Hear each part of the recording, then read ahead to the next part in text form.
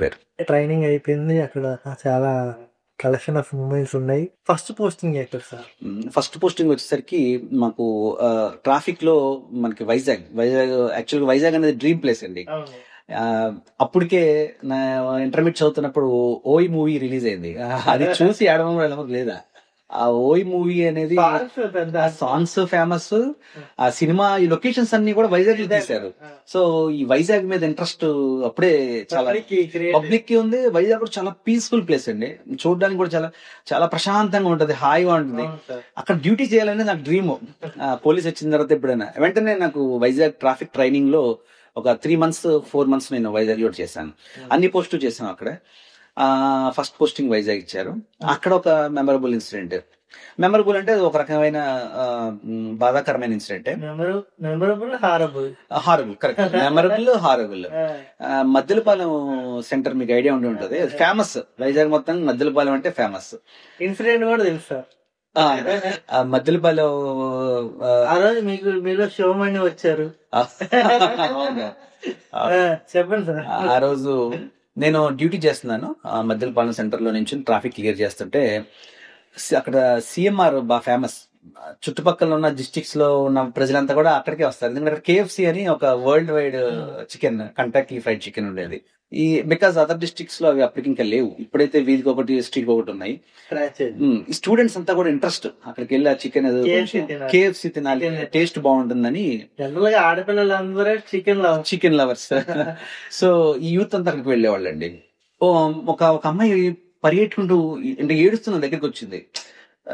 నేను నించుని ఉంటే ఏడుస్తూ వచ్చి నేను షాక్ అయ్యాను.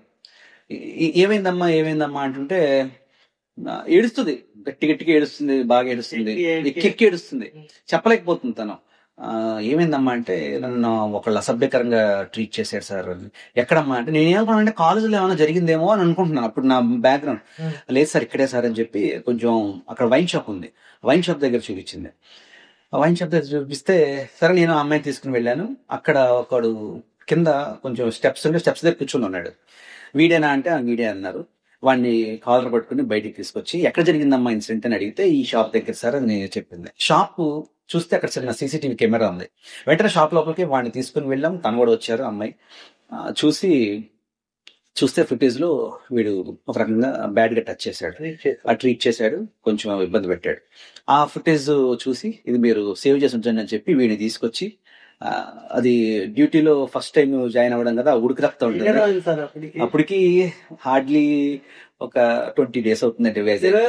20 రోజులు ఫస్ట్ బోడియా ఒక రకంగా బోడీ అని చెప్పాలి.